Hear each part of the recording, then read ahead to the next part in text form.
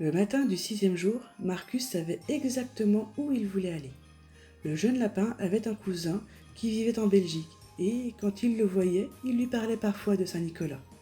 Et il se trouvait qu'aujourd'hui, c'était la Saint-Nicolas. Il prit ses affaires et repartit plus au nord de l'Europe.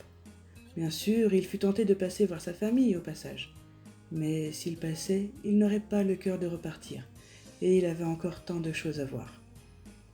C'est donc en fin de matinée que Marcus arriva dans une ville non loin de la capitale. Il lui fallut un peu de temps, mais il retrouva la maison de son cousin, qui se trouvait au pied d'une colline, à l'ombre d'un grand pin. Pour l'occasion, ce dernier avait été entièrement décoré de guirlandes, et à son sommet, une étoile brillait de 1000 feux. La porte de la maison s'ouvrit et une avalanche de petits lapins déferla sur Marcus, qui fut vite englouti sous des « Tu nous as manqué! Tu restes longtemps? C'est toi Saint-Nicolas !» ainsi que des câlins et des baisers. « Les enfants, laissez-les respirer !» intervint la voix du cousin de Marcus. « Nous ne t'attendions pas, tes parents vont bien au moins ?» s'inquiéta d'un coup le cousin. « Oui, tout le monde va bien. Je venais juste passer la Saint-Nicolas avec vous. Je parcours le monde à la recherche de la magie de Noël.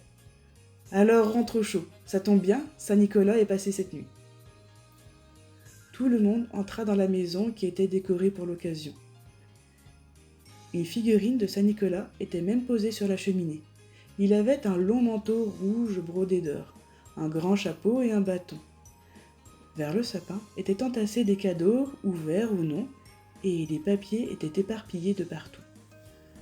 On offrit à Marcus du pain d'épices et du lait chaud, pendant que les enfants, eux, déballaient leurs cadeaux et profitaient des nouveaux jouets. « Que représente Saint-Nicolas » s'interrogea Marcus. « C'est une vieille histoire. Saint-Nicolas a fait preuve de beaucoup de générosité, et donc aujourd'hui nous le célébrons pour ça.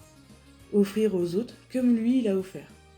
Les traditions de plusieurs pays ont fusionné, les publicités en ont joué, et Saint-Nicolas est devenu, pour vous, le Père Noël. Mais c'est la même personne, enseignait le cousin de Marcus. Marcus était heureux d'être venu.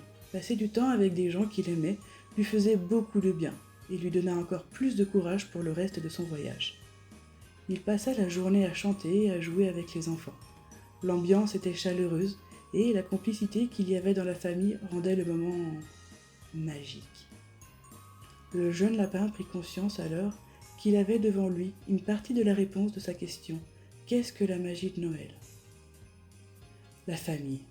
Passer du temps avec sa famille, se réunir et profiter des uns et des autres était une chose très importante dans les fêtes qui se profilaient chez lui. Dans la soirée, le cousin de Marcus lui fit savoir qu'il préviendrait sa famille qu'il était passé et que tout allait bien pour lui dès le lendemain matin. Il en profita pour lui offrir aussi une petite figurine de Saint-Nicolas. Il se coucha dans un lit chaud et douillet, dans la chambre des enfants, et c'est au son des ronflements que le sommeil finit par étreindre Marcus doucement.